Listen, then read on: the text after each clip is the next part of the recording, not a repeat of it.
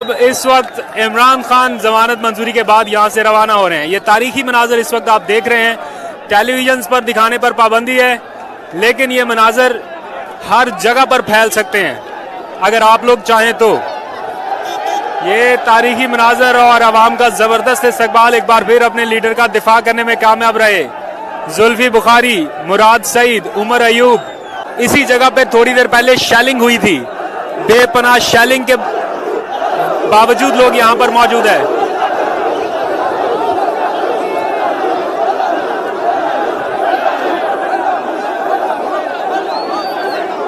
ये नारेबाजी,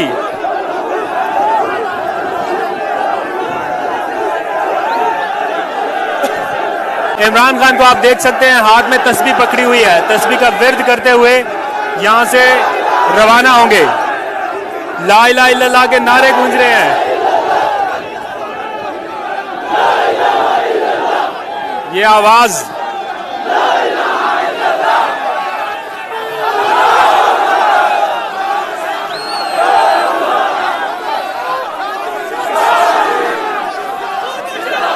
ये ताहद्दे निगाह आवाम का समंदर इस वक्त आप देख सकते हैं।